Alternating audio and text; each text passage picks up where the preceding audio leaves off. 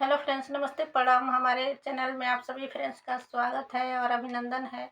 तो हम लोग बहुत ही धमाकेदार समधी गारी गीत लेकर आए हैं। अगर अच्छा लगेगा तो लाइक शेयर सब्सक्राइब जरूर कीजिएगा और कमेंट बॉक्स में ज़रूर बताइएगा कि ये समधी गारी गीत आप लोगों को कैसा लगा। लगन का सीजन है, आप लोग दबा के गाइए और दबा के शेयर कीजिए इस गीत को। गारी खूब गीत आप अपना लोग प्यार जरूर आशीर्वाद गाइए। दीजिए खूब ज्यादा। तो चलिए सुनाते हैं।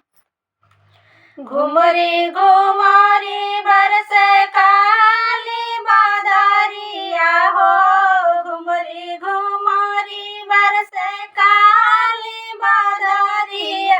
अरे डलिया में भरी गए पानी, हाय सीताराम के भजो। अरे डलिया में भरी गई पानी, हाय सीताराम के भजो। गर्मी से व्याकुल होई कवन राम के बहिनी हो, गर्मी से व्याकुल होई कवन राम के बहिनी। अरे गलिया में घूमे बहुराई, हाय सीताराम के भजो। अरे गलिया में घूमे बहुराई, हाय सीताराम के भजो। गर्मी से व्याकुल होई दुल्हे के बहिनी हो, गर्मी से व्याकुल होई दुल्हे के बहिनी। अरे सोवत मरदा जगावे, हाय सीताराम के भजो। अरे सोवत मरदा जगावे, हाय सीताराम के भजो। सोवत मरदा झझका उठी बैठे हो, सोवत मरदा झझका उठी बैठे। अरे आवा बैठा बगल हमारी, हाय सीताराम के भजो। अरे आवा बैठा बगल हमारी, हाय सीताराम के भजो। आजू के रतिया रानी हमरा संग बितावहु, आजू के रतिया रानी हमरा संग बितावहु।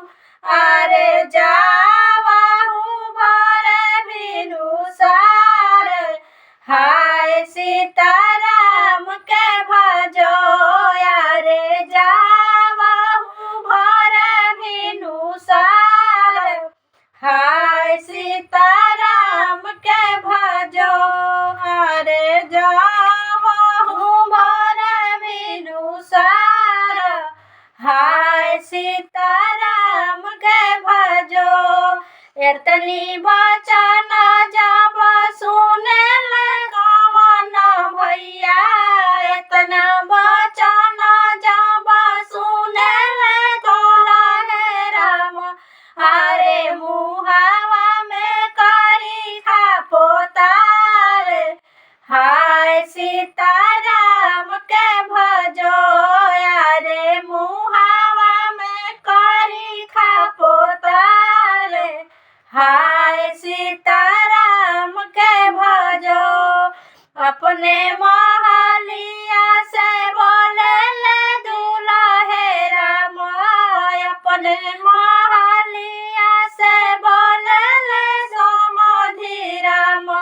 अरे बहिनी के गाया कहिया, हाय सीताराम के भजो। अरे बहिनी के गाया कहिया, हाय सीताराम के भजो। घुमरी घुमरी बरसे काली रे बादरिया हो, घुमरी घुमरी बरसे काली रे बादरिया। अरे डलिया में भरी आई पानी, हाय सीताराम के